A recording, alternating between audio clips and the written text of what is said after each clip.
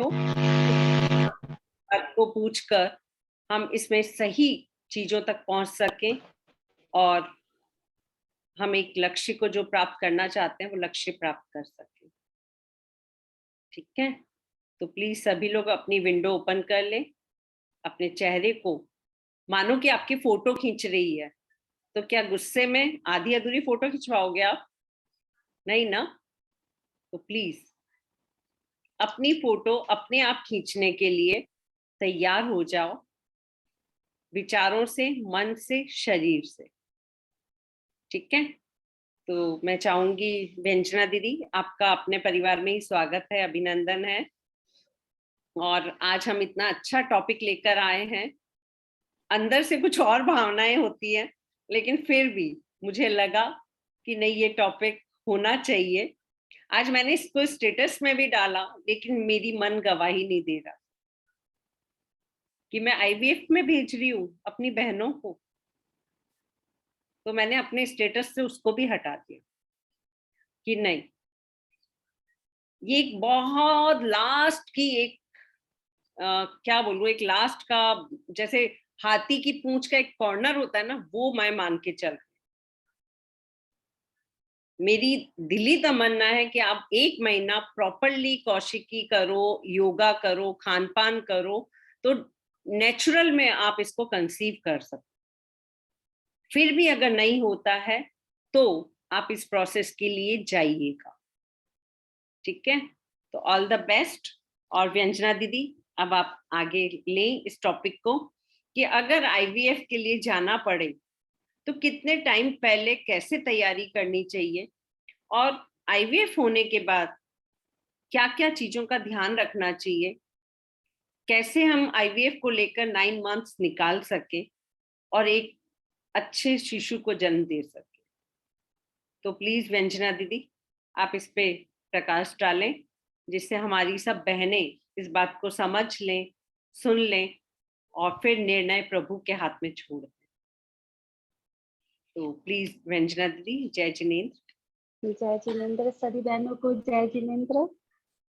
जय जिनेंद्र। और जैसा कि आज का टॉपिक है, ये टॉपिक हम लोग लेते भी नहीं, चूंकि आप ही लोग में से एक मेरे को प्रश्न पूछी थी, तो मैं ये सोची कि इस टॉपिक पर सबके बीच में थोड़ी सी चर्चा हो जाएगी तो आप लोग को सुविधा होगी। और वास्तव में इसकी जरूरत पड़ेगी नहीं, मुझे विश्वास है और पूर्ण विश्वास है कि आप लोग अगर समर्पण भाव के साथ इस गर्भ संस्कार वाले कार्यक्रम को ज्वाइन कर रहे हैं और पूरे नियम को फॉलो कर रहे हैं जो बताया गया, तो इसकी जरूरत नहीं पड़ेगी। जैसा कि सुनीता दीदी बताई कि हमारा लास्ट जो पूंछ होता है वो वाला एक हिस्सा है, उस तरह से हम लोग को सोचना है। और मुझे आज ही एक खुशखबरी भी मिली कि उस एक और हमारी बहन प्रेग्नेंट हुई है, कंसीव की है, इसी प्रोसेस को लेकर के, इसी प्रोसेस को करके। तो ये हम लोग के लिए खुशी की बात है कि हमारा श्रृंखला, ये जो हम लोग मिशन चलाए हुए, बहुत अच्छे से आगे बढ़ रहा है और बढ़ते जाएगा। और संभवतः एक समय ऐसा आएगा कि कोई माँ बिना औलाद की नहीं होगी। और जैसा कि पिछले क्लास में भी मैं बताई थी कि कभी भी किसी तरह का मिसकैरेज हो जाता है तो मन को बिल्कुल छोटा नहीं करना है। व्यंजना दी, 2 मिनट में आपको बीच में रोकना चाहूंगी कि किशोर भी हमारे साथ जुड़े हुए हैं, तो हम आगे इस लेक्चर को आगे बढ़ाएं। उससे पहले उनकी भी ब्लेसिंग्स और उनका भी आशीर्वाद ले लें, क्योंकि वो ट्रैवलिंग कर रहे हैं। तो किशोर भैया, पॉसिबल हो तो अपना विंडो ओपन करके प्लीज हम सबको ब्लेसिंग्स दें। किशोर, जय जिनेंद्र। जय Jinendra, thank you, welcome welcome welcome, बहुत अच्छा, थैंक यू। सो ट्रैवलिंग में है तो मैंने सोचा फ्राइडे आज हमारी वो शुरू हो जाएगी भजन संध्या, तो उससे पहले मैं सबको ग्रीटिंग कर दूं and really thank you very much for joining in. और आज का टॉपिक बहुत स्पेशल है व्यंजना दीदी का, और मैं चाहूंगा कि इसकी रिकॉर्डिंग डेफिनेटली करके बाद में इसको ना सेटल कर दिया जाए with YouTube once it's recorded, sometime उसकी एडिटिंग जरूरी होती है, and therefore it will be important for everybody to know this afterwards. बहुत बहुत धन्यवाद, and we will remain connected. Have a wonderful weekend. और अपना और अपनों का ध्यान रखें। यहाँ पर सब कुछ वैसे तो ठीक है, लेकिन लास्ट इस वीक के cases gone over 2 million Covid के यहाँ पर यूके में। तो इट्स स्प्रेडिंग, कुछ पता नहीं चलता, तो therefore prevention is better than cure. तो पूरा परहेज रखें इसमें। Thank you very much Sunita didi, thank you. Thank you, Priya. Yeah. Thank you so much. Yeah. Okay. Yeah, व्यंजना दीदी, आप प्लीज Yeah. टॉपिक को आगे बढ़ाएं। जय जिनेंद्र। जय जिनेंद्र भैया, जय जिनेंद्र। आपका ब्लेसिंग मिल गया और हम लोग आगे बढ़ते हैं। Always there. Thank you. It's always there. और तो मैं ये बात कह रही थी कि जैसे हम लोग अगर मान लीजिए किसी भी कारणवश किसी का मिसकैरेज हो गया और वो बैठी हुई अभी तक शोक में, बिल्कुल नहीं शोक करना है, क्योंकि कुछ भी घटनाएं जो होती है, और जैसा कि मैं बता रही थी कि कुछ भी आदमी मनुष्य के जीवन में कुछ भी घटता है जिसमें आप टूटते हो, वो एक नई शक्ति, नया जीवन, नए उदय के लिए आपके जीवन में वो आता है घटना। वो आपका बॉर्डर सीमा होता है, वो आपकी लाइफ का एक बॉर्डर होता है। उसको जैसे ही पार करेंगे आपकी लाइफ में बहुत सारी खुशियां आती है। तो आप पॉजिटिव सोच करके एक शुभ विचार के साथ आगे बढ़िए, क्योंकि वो जो आपके पास अभी तक नहीं आई थी वो आपकी थी नहीं, क्योंकि आपका शरीर उस लायक नहीं था, क्योंकि आप एक दिव्य संतान को पैदा करना है आपको। तो उसके अनुसार आपके बॉडी को बनाना है एक साधिका के रूप में। एक आध्यात्मिक साधिका जब कंसीव करती है तो उसकी संतान दिव्य होती है। और बहुत सारे लोग कंसीव करते हैं, पैदा करते हैं। देखिए आप कई तरह के केसेस सड़क पे सुनाई देते हैं, रोड पे सुनाई देते हैं, लेकिन आपको वैसी संतानें नहीं पैदा करनी है जो कई तरह के केस में फंसे हो। आपको दिव्य संतान पैदा करनी है जो समाज में कुछ अच्छा करे। तो इसलिए आपके साथ ऐसा हुआ या किसी को हुआ भी है तो किसी तरह की चिंता नहीं करनी है। ये सुनीता दीदी का जो क्लास चल रहा रात को गर्भ संस्कार का, बहुत सुंदर है, मैं इसको सुनी थी। ये तो बहुत अच्छा, एक तरीका से अपनी एनर्जी को हम ट्रांसफर कर रहे हैं गर्भ में। वो एनर्जी कौन सी एनर्जी होती है? वो होती है एक ईश्वर की एनर्जी, क्योंकि एक माँ जब जो चाहती है, माँ भी एक सृष्टा होती है, एक सृष्टि को जन्म देती है, और ऊपर वाला जो है वो भी एक सृष्टा है। वो बहुत सारी सृष्टि को बनाया, हम लोग एक सृष्टि को पैदा करते, 1 2 3, तो हम लोग भी एक सृष्टि हैं, सृष्टि को पैदा करने वाले हैं। तो आपके पास वो शक्ति, वो दिव्य अंदरूनी शक्ति होनी चाहिए। तो आप लोग को इस दिशा में नहीं जाना है, लेकिन कोई किसी का केस ऐसा है जो कि इस दिशा में जा रहे हैं, उनके लिए ये मैं क्लास लेकर के आई थी कि वो पूछ रहे थे कि IVF जो होता है, ये जो भ्रूण प्रत्यारोपण, हम क्या करते हैं, बाहर में ही स्पर्म का भ्रूण तैयार करते हैं, एक को ट्रांसफर करते हैं बॉडी में।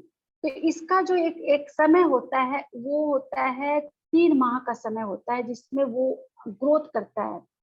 तो हम लोगों को कुछ सावधानी बरतनी है इसको अच्छे से ग्रोथ करने के लिए। सबसे पहले हम लोगों का क्या होता है कि जैसे हम एक तरह से हुआ कि घर में एक शिशु को रखने वाले हैं, एक शिशु के एक संतान को अपने भीतर स्थान देने वाले हैं। तो उसके लिए पहले खुद को तैयार करना, पूर्ण रूप से उसके लिए मन से तैयार होना, एकदम खुशी मन से। क्योंकि हम अगर गलत मन से होकर के, निराश मन से होकर के आएंगे, तो वो जो बाहर जो तैयार किया गया एक मतलब एक बाहर में हम उसको सृष्टि कर रहे हैं और फिर उसको घर में डाल रहे हैं, तो वो आपके शरीर में नहीं रह सकता। क्योंकि उसको वही चीज चाहिए जिससे उसको लगे कि मैं जहाँ आया वो मुझे मजबूती से पकड़ा है, वो किसी और चीज को पकड़ा नहीं है। मतलब वो किसी दुख को नहीं पकड़ के बैठा है, वो किसी चिंता को पकड़ के नहीं बैठा है, तो ये सबसे पहला प्रोसेस होता है, फर्स्ट स्टेज होता है, जिसमें आप इस प्रोसेस में घुसने के लिए, जो भ्रूण प्रत्यारोपण करने के लिए आप जा रहे हैं, इस प्रोसेस में जाने का फर्स्ट कदम होता है कि आप एकदम मजबूत माइंड से जाइए कि जिसको मैं लेने जा रहा हूँ वो मेरे घर में सुरक्षित रहेगा और उसको मैं पूर्ण रूप से अच्छे से पालन पोषण करके उसको घर से बाहर निकालूंगी। ये पूर्ण विश्वास के साथ, एक पूरी एनर्जी के साथ, और साथ में मैं जैसा बताया कि कुछ भी नहीं लेना है। आप दूसरे चीज को पकड़ के रखोगे, दूसरे चीज को लेकर के अगर उसको लेने जाओगे, एक साथ दो चीज आपके पास नहीं रह सकती है। क्या तो आपके पास औलाद रहेगी, क्या तो चिंता रहेगी। एक ही चीज रहेगा, आप पूरी चिंता सब कुछ गुरु के चरणों में अर्पण कर दीजिए, ईश्वर के चरणों में अर्पण करके एकदम अपने भीतर ईश्वरीय शक्ति को, अपने जो मंत्र आपको मिला हुआ है उस मंत्र का जाप करके इस प्रोसेस में कदम रखना है। इसके पहले आप अपने शरीर को पौष्टिक भोजन से एकदम संतुष्ट कर, एकदम मतलब बैलेंस मिलाएंगे। शरीर कुपोषण का शिकार नहीं होना चाहिए, हिष्ट पुष्ट शरीर रहना चाहिए, आयरन कैल्शियम पूरा भरपूर मात्रा में आपके बॉडी में रहना चाहिए। तो आप अपने शरीर को पहले से अच्छे से भोजन करके अच्छा सा तैयार कर लेना है कि तब आप अगर उसको अपने भीतर लाती हैं तो वो आपके भीतर अच्छे से सुरक्षित रहता है, क्योंकि उसको बाहर तैयार करके भीतर भेजा गया। तो आपके भीतर उतनी ताकत होनी चाहिए ना कि उसको पकड़ के रखे। तो फर्स्ट ये होता है कि हम अपने शरीर को स्वस्थ करके उसको लेने जाए और सारी टेंशन, सारा दुख, सारी चिंता सब गुरु के चरणों में, ईश्वर के चरणों में अर्पण करके इस कदम के लिए पहला सीढ़ी चढ़े।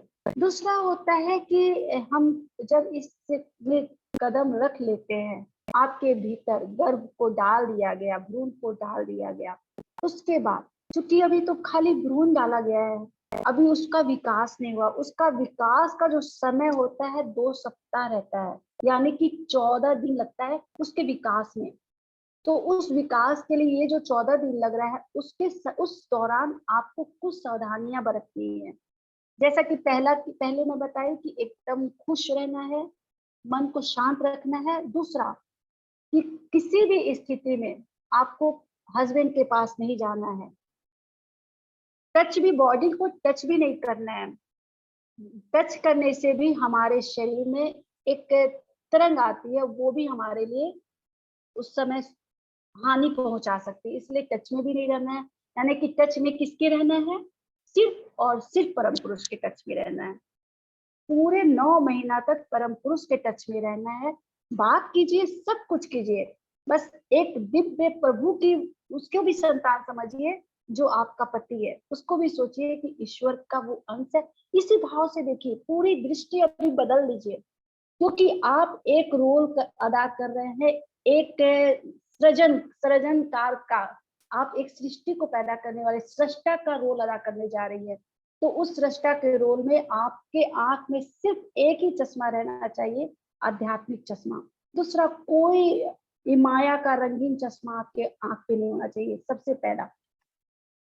दूसरा, हमें ये खुश रहने के लिए हम बताई दी हूँ, और तृप्त रहना, संतुष्ट रहना बहुत बड़ा इसमें भूमिका निभाता है। संतुष्ट कैसे रहेंगे? जो आपको मिल रहा है उसमें खुश रहना है। जो मिला है आपकी किस्मत में वो था इसलिए मिला, जो नहीं मिला वो आपकी किस्मत में नहीं था और वो आपके योग्य नहीं था इसलिए नहीं मिला। आपके लिए कुछ और ही सोचा गया है, ईश्वर के द्वारा कुछ और बेटर सोचा गया है, इसलिए वो आपके पास ही है। इसलिए संतुष्ट रहने की जो भावना होती है इस समय पूरे 9 माह तक रखनी है। तीसरा होता है अधिक काम बिल्कुल नहीं करना है। अधिक काम नहीं करना है और काम नहीं करना। एक होता है कि कभी कभी होता है कि बोलते हैं कि इस प्रोसेस में भ्रूण जब प्रत्यारोपण करते हैं तो उसमें बेड रेस्ट बताते हैं, लेकिन इसमें कई सर्च हुए जिसमें पता चला कि जो बेड रेस्ट रहे उसमें कई केस खराब भी हुए। 3 माह, 4 माह, 5 माह, यहाँ तक कि 6 माह के बाद भी बच्चा नुकसान हुआ। तो ऐसी स्थिति में हम लोगों को क्या करना है कि हम लोगों को ध्यान देना है कि काम नहीं करना है मतलब क्या नहीं करना है उसको जानना है। हम लोग हल्का फुल्का काम कर सकते हैं, जैसे खड़े खड़े किचन में काम कर रहे हैं, या कोई बाहर जाती है, अपना बिजनेस करती है, ऑफिस जाना है तो जा रही है, तो बस यही है कि वैसी सड़कों का इस्तेमाल नहीं करना है। का काम नहीं बैठना है, 4 व्हीलर पे ही करना है, और सड़क सही हो, मतलब गड्ढा वाली, जैसे हमारे इंडिया में बहुत सारी सड़कें ऐसी है गांव में जो टूटी फूटी है, वैसी सड़कों पे सवारी नहीं करना है। दूसरा, आगे झुकने वाला काम बिल्कुल नहीं करना है। शरीर को रेस्ट दे के काम करना है, भारी बिल्कुल नहीं उठाना है, बिल्कुल भी भारी नहीं उठाना है। ज्यादा काम नहीं करना है और कम काम नहीं करना है। नॉर्मल बीच का जो होता है काम, इसमें हम लोग हल्का फुल्का काम कर सकते हैं। खड़े खड़े खाना बना लिए, फिर जाके आराम कर लिए, जैसे प्रेगनेंसी में 3 महीने तक हम लोग करते हैं, सेम यहाँ पे भी करना है। अगर हम नहीं करते हैं उतना वर्क तो फिर वो हमारे लिए नहीं सही रहता है। लेकिन 2 सप्ताह हमें थोड़ा सा सावधानी बरतनी, थोड़ी सी सावधानी अच्छे से बरतनी है कि हमारा ध्यान देना है कि हमारे बच्चे पर प्रेशर नहीं हो, क्योंकि उसमें भी तो बच्चा नहीं है, अभी तो भ्रूण डाला गया है, उसको एक सुरक्षा कवच देना है, उसको थोड़ा सा तैयार होने देना है। तो 2 सप्ताह तक हमको उसको थोड़ा सा मजबूती देना है। उसके बाद आप फिजिकल वर्क करेंगे और नॉर्मल वर्क करेंगे, पूरा हार्ड वर्क बिल्कुल नहीं करना है। फिर होता है कि जैसे शुरू का ये जो 2 माह का समय जो होता है, 2 सप्ताह का जो समय होता है, ये समय जैसा कि मैं बताई कि रेस्ट का समय होना चाहिए। तो इस दौरान रेस्ट मतलब फुली रेस्ट। हम जैसे बाथरूम में बैठ करके नहाते हैं, बैठ करके नहाए, लोटा ले मग से नहाए, वो नहाना इसमें मना किया जाता है कि किसी तरह का, क्योंकि बाथरूम में जब रहते हैं तो पैर फिसलने का भी डर रहता है। अगर आपको बहुत ज्यादा गर्मी है तो सावर का इस्तेमाल कर सकते हैं, या फिर आप अपने शरीर को पोछेंगे। अगर कोई आपको हेल्प करने वाला है तो आपका शरीर का जो ख्याल रखना है वो आपको कम से कम 2 सप्ताह तक कि कोई आपको हेल्प करेगा। जैसे बेड रेस्ट वाली जो स्थिति रहती है, 2 सप्ताह तक बेड रेस्ट वाली स्थिति इसमें सेफ रहता है। 2 सप्ताह के बाद वो एक सही पोजीशन में आ जाने के बाद उसके बाद आप अच्छे से नहा भी सकते हैं। लेकिन ये नहीं है कि नहाते समय आप पूरा बाल्टी पानी भरा हुआ है उसको खींच रहे हैं या उठा रहे हैं, ये सब बिल्कुल भी नहीं करना है। वॉशिंग मशीन में कपड़ा धो रहे हैं, एकदम अच्छा हाथ से कपड़ा धो करके उसको उठाना बिल्कुल सेफ नहीं है। दूसरा होता है कि हम लोग को 14 दिन, ये 14 दिन का तो मैं बता दी, और ऐसी अवस्था में हम लोग को ध्यान देना है कि हम लोग कुछ समय के लिए खुली हवा में टहले। जैसे आप अपने आंगन में टहलिए, छत पे टहलिए, अगर सीढ़ी नीचे नीचे सीढ़ी, अगर बहुत ऊंची वाली सीढ़ी है तो उस पर जाकर नहीं टहलना है। अगर छोटी सीढ़ी, छोटी छोटी सीढ़ियां बनी है तो जैसे एक कदम रखे फिर दूसरा पैर भी वहां रखे, फिर दूसरे पैर पे एक पैर रखे, फिर ऐसे ऐसे ऐसे जैसे हम लोग चढ़ते हैं, एक पैर इस सीढ़ी पे रखे, दूसरा इस पे, ऐसे नहीं चढ़ना है। पूरा रुक रुक कर कि एक सीढ़ी पे दोनों पैर रख के फिर दूसरे पे रखे फिर दूसरा रखे, इस तरह करके हम सीढ़ी को पार करेंगे कि हमारे पेट के नीचे के पोर्शन पर थोड़ा सा भी स्ट्रेच नहीं आए, बिल्कुल भी उस पर दबाव या खिंचाव नहीं आए।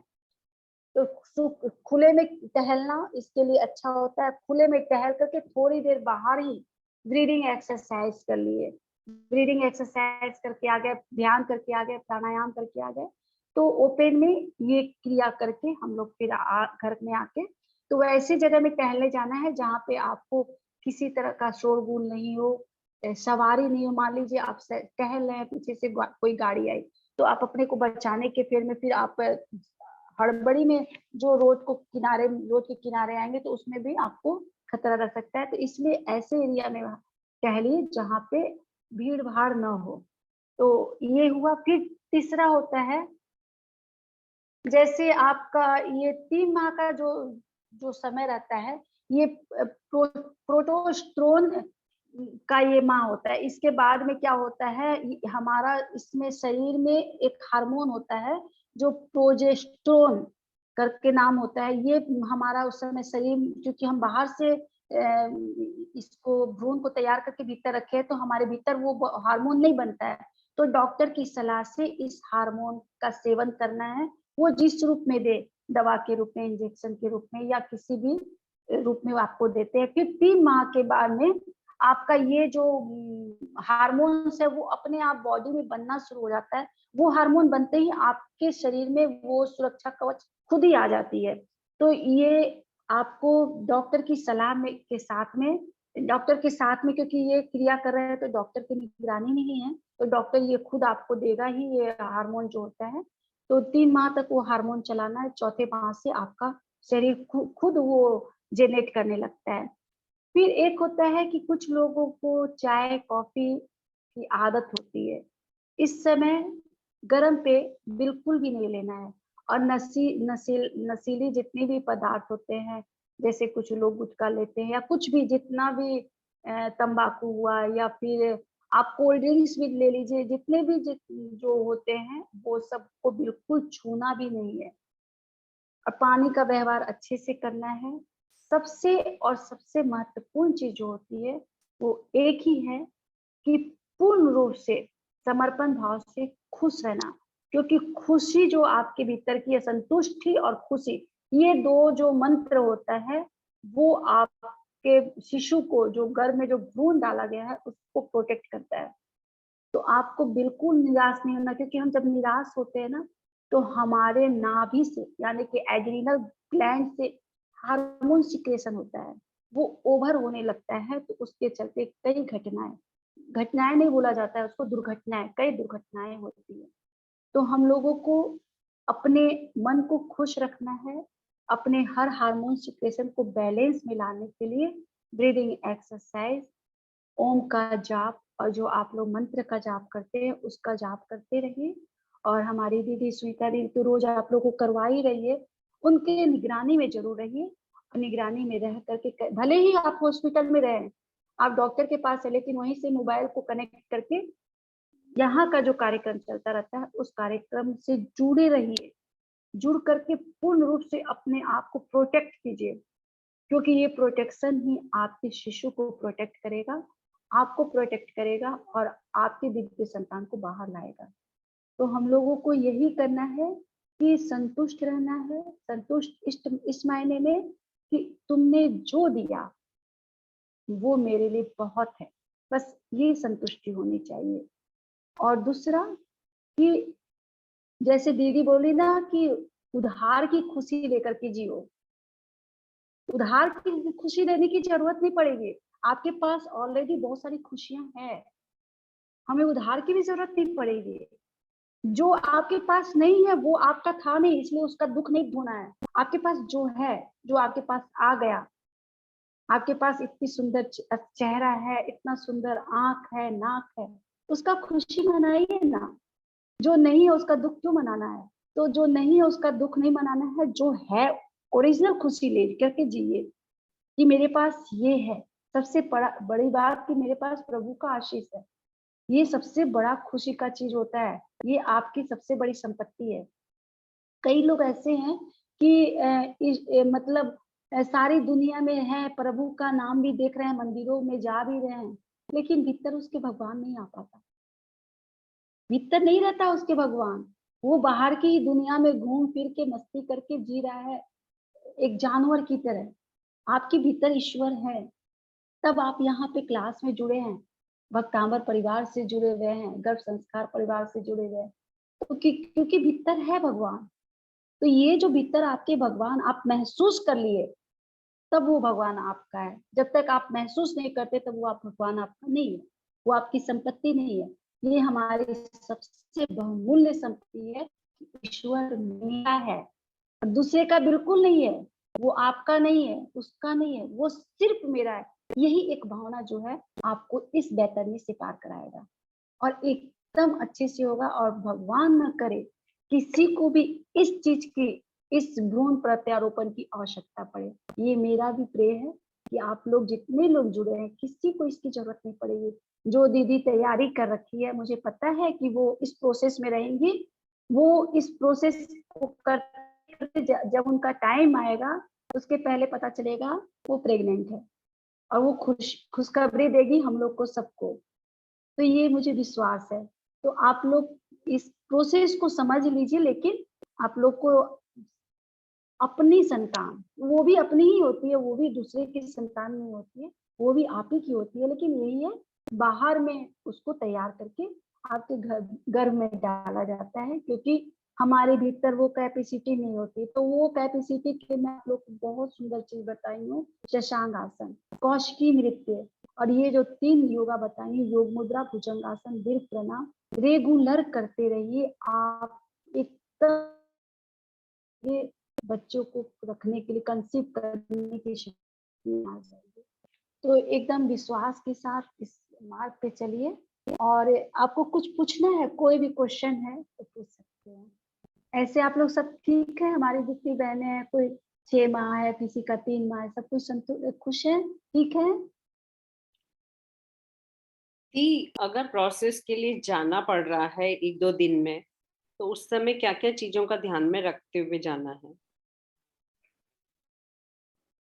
पहले देख लेना है कि हमारे शरीर में किसी चीज की कमी तो नहीं है, सबसे पहले, क्योंकि हमारे शरीर में आयरन, कैल्शियम ना, हमारे शरीर तो जो हमारे शरीर में पूरा रहना चाहिए, हीमोग्लोबिन की कोई चीज की कमी नहीं, तो पूरा अपना पहले पूरी जांच करवा लीजिए, तब अपने घर से बाहर कदम रखिए।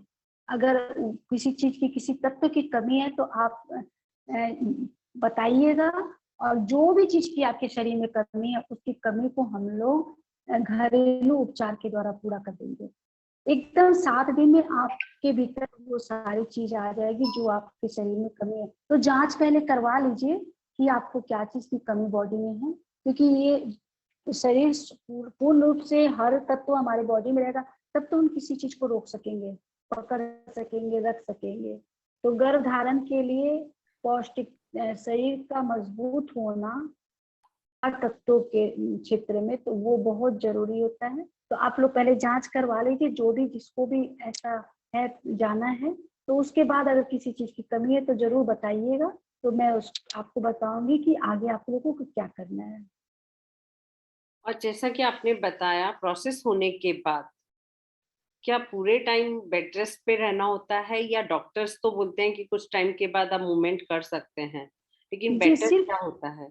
बेड रेस्ट पूरा नहीं रहना, सिर्फ 2 सप्ताह, क्योंकि 2 सप्ताह में उसको एक एक एक मतलब एक थोड़ा सा उसको मजबूती आता है। 2 सप्ताह चाहिए उसको, क्योंकि उस समय आपको बेड से बिल्कुल नहीं उठना है। जैसे नहाने के लिए भी बोला गया ना, कि नहाने के लिए भी डॉक्टर मना करते हैं, शावर का इस्तेमाल कर सकते हैं, आप खड़े खड़े थोड़ा सा नहा लिए और तुरंत बाहर आ गए।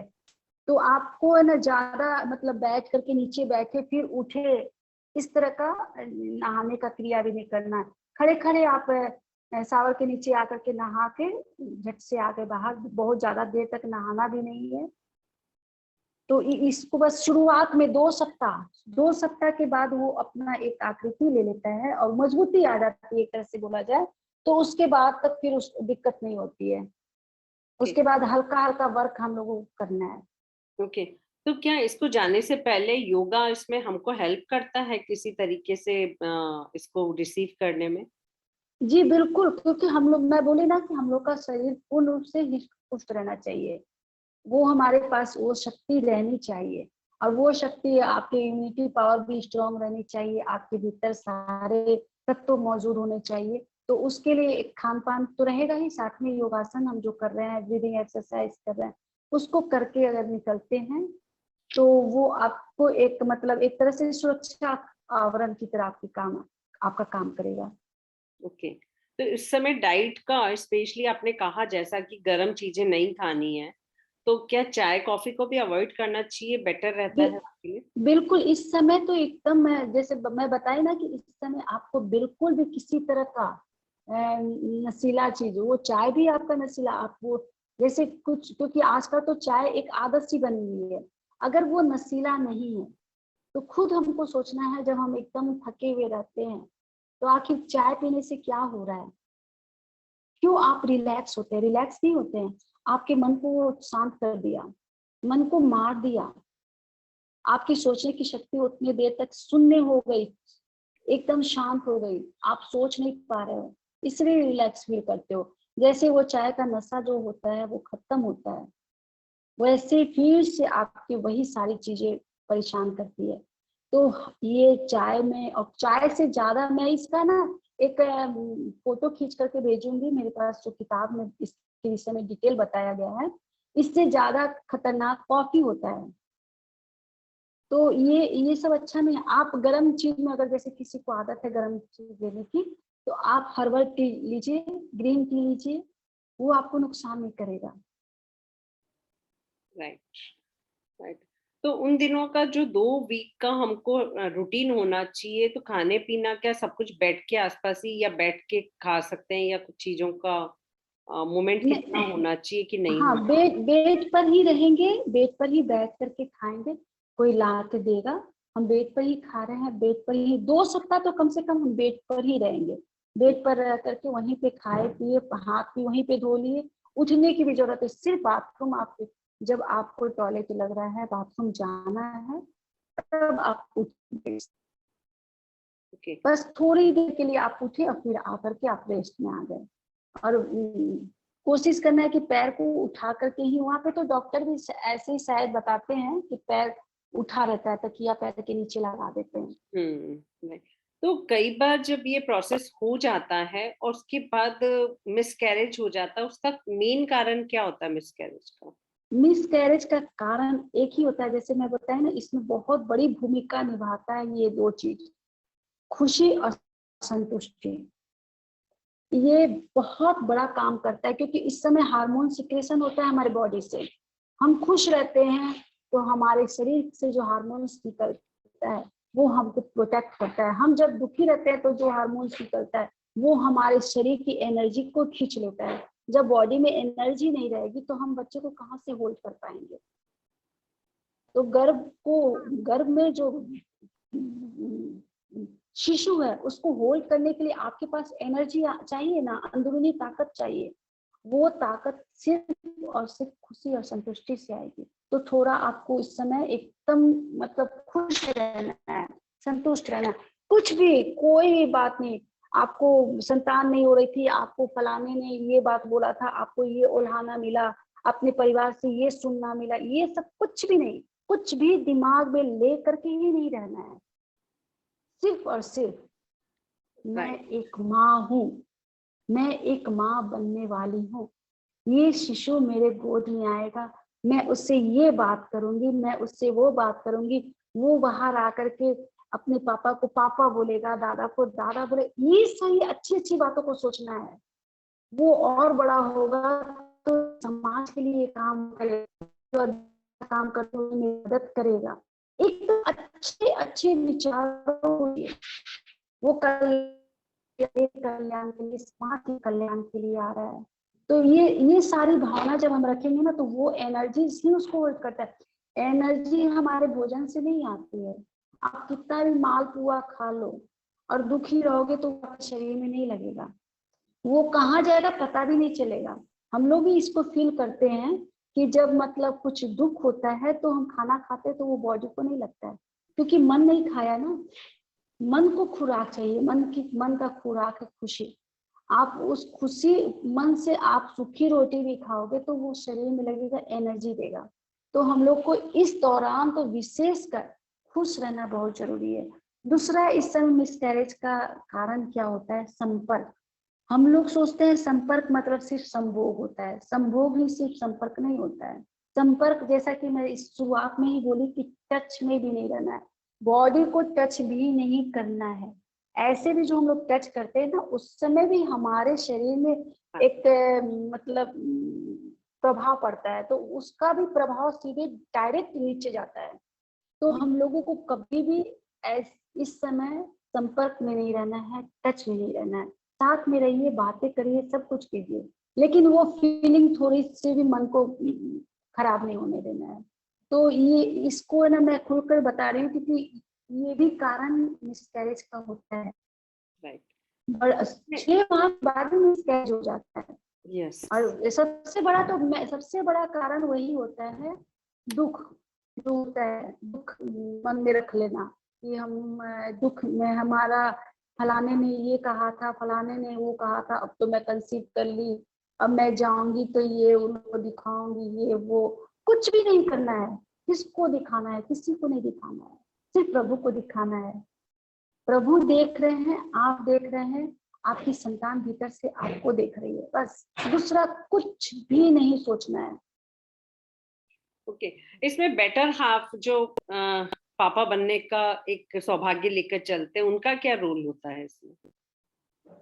इसमें जैसे मतलब हाँ, जैसे हम लोग जो गर्भ में आपका अपना है, मतलब उस आपके हस्बैंड का है, भ्रूण आपके हस्बैंड से तैयार किया गया है लेकर के, तो कोई दिक्कत नहीं। अगर मान लीजिए अदर का किसी का है, तो वैसी स्थिति में जब ट्रांसफर किया जा रहा है, आपके भीतर डाला जा रहा है, तो उस समय आपके भीतर एकदम मतलब लगातार मंत्र का जाप चलना चाहिए, कंटिन्यूअस। हम लोग में आनंद मार्ग में सेकेंड लेसन दिया गया है, सेकेंड लेसन एक विद्यास्त्र हम लोग उसको कहते हैं। तो उस समय हम जो भी क्रिया करते हैं वो एक सुरक्षा कवच में आ जाता है। तो इस समय आप लोग में भी मुझे लगता है कि आपके भी समुदाय में कुछ तो बताया गया होगा, कुछ ऐसा मंत्र जो आपकी सुरक्षा के लिए बनाया गया है। तो उस मंत्र को उस समय कंटिन्यूअसली चलाइए कि ये जो बाहर दूसरा जो जीव मेरे भीतर अंश आ रहा है, वो उसका नहीं है, वो प्रभु का है। ये भावना को रख करके प्रभु के अंश को मिलाया गया है। इस भावना के साथ उसको अपने भीतर ट्रांसफर होने दीजिए। तो उसका जो संस्कार होता है ना, जिस व्यक्ति का जो आपको में डाला जा रहा है, उस व्यक्ति का संस्कार उसके साथ नहीं जुड़ेगा, ये संस्कार जुड़ जाएगा आपके साथ। तो ये ट्रांसफर करते समय इस चीज को भी बहुत ज्यादा ध्यान देना है। उस समय कंटिन्यूअस आप चलाते रहिए, ये मत सोचिए उसका आया है, उसको देखने की भी जरूरत नहीं है, उसको भावना भी नहीं लानी है कि किसी का है। वो कहाँ से आया? वो ईश्वर के द्वारा दिया गया है, ईश्वर ने अपना दिया है, आपके गर्भ के भीतर अपना अंश दिया। ये भाव के साथ उसको गर्भ में धारण कीजिए, तो वो उस पुराने अपने पुराने पिता का जो नेचर है, क्योंकि ये जो भी देता है अच्छे फैमिली के लोग नहीं देते हैं, तो जो भी दे रहे हैं तो हमको वो मन में भावना ही नहीं रखनी। हमारे मन में क्या भावना है? ये ईश्वर का दिया हुआ। तो इस भावना के साथ में आप उसको ट्रांसफर कीजिए अपने भीतर। Perfectly perfectly. और आपने जैसा बताया कि 2 वीक के दौरान कई बार स्पॉट्स आ जाते हैं, तो उस समय एक डर आ जाता है कि अब क्या होगा। तो उस समय हम घरेलू चीजों से कैसे अपने आप को प्रोटेक्ट कर सकते हैं? हाँ, इसमें जैसे मैं ये जो शुरुआत में बताई थी ना, कि अगर किसी तरह का भी ब्लीडिंग जब आता है, थोड़ा सा भी स्पॉट दिखाई देता है, बिना टेंशन के आप यही जो 2 चीज में बताई हूँ, अनार और ये चूना और इसका दूध मिल जाए है तो दूध का जूस 2 चम्मच पी लीजिए, आपको पूरे 9 माह तक एकदम सुरक्षित रखेगा। ये किसी तरह से खराबी नहीं करेगा। देखिए इसमें फायदा क्या हो रहा है, आपके बॉडी में इस दौरान कैल्शियम की आवश्यकता है, आयरन की आवश्यकता है, और कैल्शियम जब हम लेते हैं तो उसके साथ आयरन लेना चाहिए।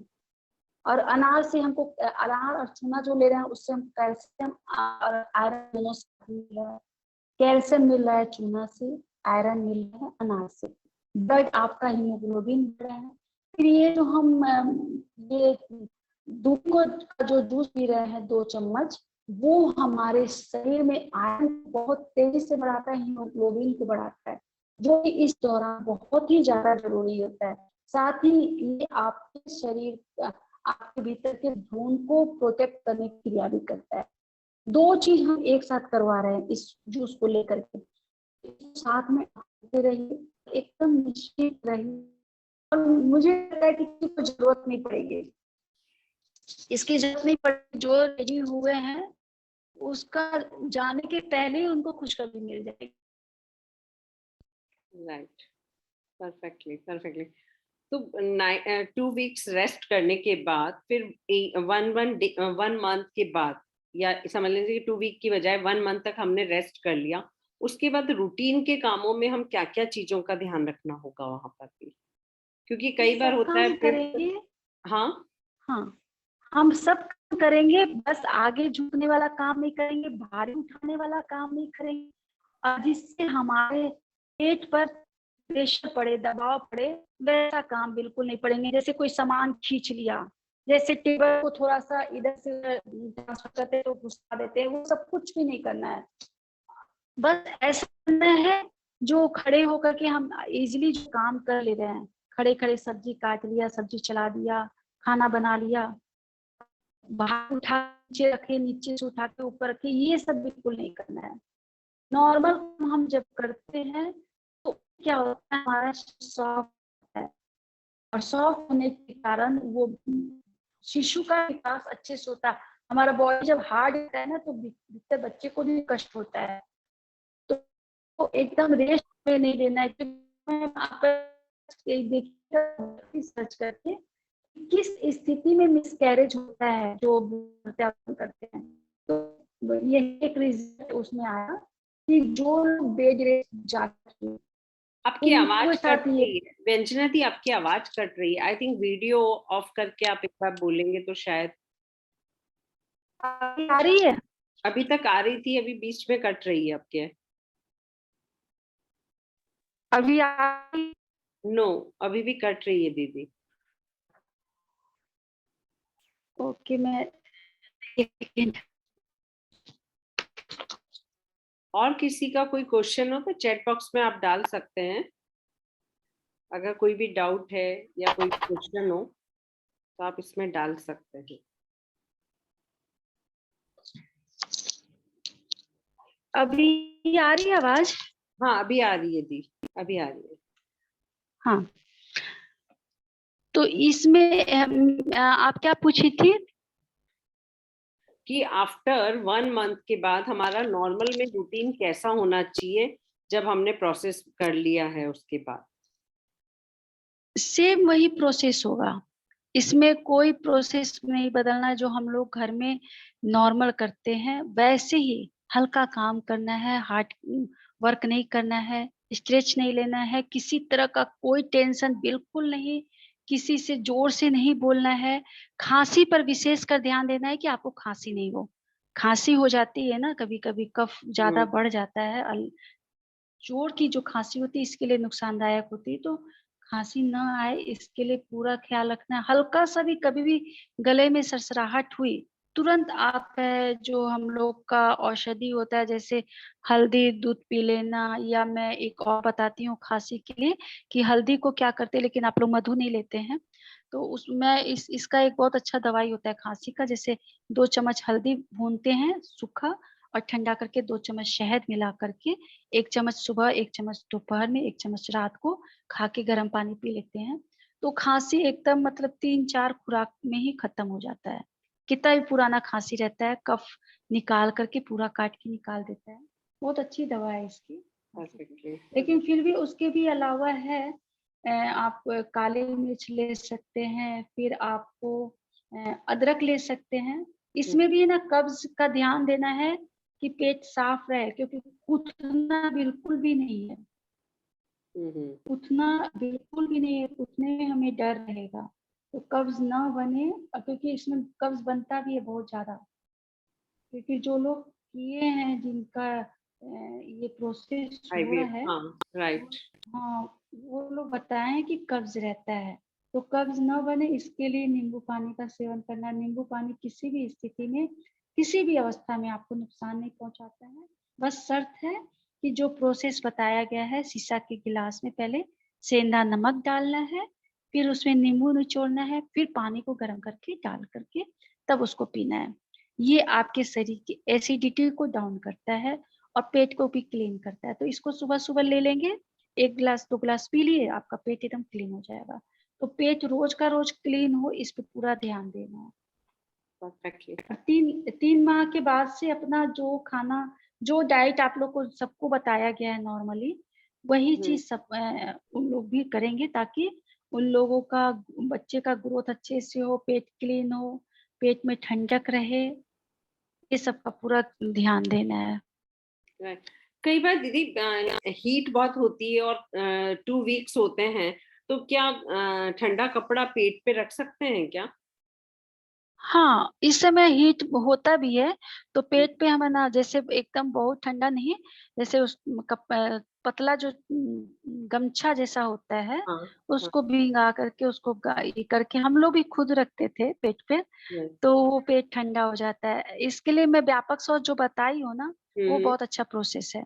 पूरे बॉडी का टेम्परेचर एकदम से डाउन हो जाता है, क्योंकि हम वहाँ जहाँ से हमारे बॉडी में हीट निकल रहा है उसको हमें ना उसको क्या कि अपने धो करके उसको ठंडा कर लिए, तो अपने आप एकदम पूरा बॉडी का टेम्परेचर डाउन हो जाता है। थोड़ा सा हाथ लगा के कान को भी धो लिए, फिर अपने गला को धो लिए, कान को धो लिए, का जो जॉइंट है धो लिए, होनी का जॉइंट को पूरा नीचे तक अच्छे से धो लिए। तो इससे अपने आप हमारा शरीर का जो हीट है वो एकदम नॉर्मल हो जाता है। तो हमेशा ऐसे ही बॉडी को ध्यान देना है, नॉर्मली भी, प्रेगनेंसी के समय में भी और बाद में भी, नॉर्मली में भी। सभी व्यक्ति की जब लगे कि बॉडी टेम्परेचर बढ़ रहा है, अधिक बॉडी को दिमाग पर चढ़ता है, तो हम लोग का उसको तुरंत उसको ठंडा करना बहुत जरूरी है। तो प्रोसेस व्यापक शौच जो है क्रिया उसको करना ग्रुप इस आपकी आवाज कट रही है, आपकी आवाज कट रही है वापस से। मैं वीडियो बंद कर दे रही हूँ। Right. अभी आ रही है? या परफेक्टली। आखिरी लास्ट क्वेश्चन कि जब हमको इस प्रोसेस में जाना है तो क्या हमको संपर्क बनाना चाहिए या उस समय हमको 1 मंथ के लिए ब्रह्मचर्य का पालन करना चाहिए? जब जाना है उस समय भी एकदम ब्रह्मचर्य का पालन तो आपको शुरुआत से ही करना है। जब आप मन में धारण कर लिए कि अब मुझको उस क्रिया के लिए जाना है, तो आप इस समय ब्रह्मचर्य का पालन करके ही रहेंगे और बाद में पूरे 9 माह तक रहेंगे। Yes. ऐसा नहीं है कि ये, क्योंकि इस समय संपर्क भी आपके लिए नुकसानदायक हो सकता है। परफेक्टली। जैसा कि आपने बताया कि अगर ये डेफिनेटली होता है कि अगर हाथ भी टच किया जाता है तो एक हार्मोन्स में बहुत बड़ा इफेक्ट पड़ता है, माइंड पे बहुत बड़ा इफेक्ट पड़ता है और वो ही हमारे मिसकैरेज का कारण भी बन जाता है। तो ये परफेक्टली आपने सही बोला कि उस समय टोटली कंसीव या प्रोसेस में जाने से पहले 1 मंथ 21 डेज और उसके बाद 9 मंथ्स के लिए हमको ब्रह्मचर्य का पालन करना चाहिए। वाकई में बहुत महत्वपूर्ण जानकारी दी और मुझे विश्वास है कि इस जानकारी से अब जो भी प्रोसेस में, वैसे तो बहुत कम जाएंगे, लेकिन जो भी जाएंगे वो अच्छे भाव के साथ जाएंगे, अच्छी सकारात्मक सोच के साथ जाएंगे और उनको ये सुख प्राप्त होगा। जो गलतियां अभी तक कर रहे थे उसे चेक करेंगे। कई लोग बोलते हैं कि जो हो गया उसको याद मत करना, लेकिन मैं इस प्रोसेस में आपको कहूंगी कि उस चीज में याद करना कि उस समय आपके द्वारा कौन सी मिस्टेक हुई थी जिसकी वजह से मिसकैरेज हो गया, है ना। तो वो चीजें वापस से ना दोहराएं और उन चीजों को ध्यान में रखते हुए आप इस प्रोसेस के लिए आगे बढ़ो। और अगर कहीं पर भी हेल्प लगती है तो व्यंजना दी हमेशा आपके लिए तैयार हैं, बट आपके विचार परफेक्ट होने चाहिए। और जैसा कि दी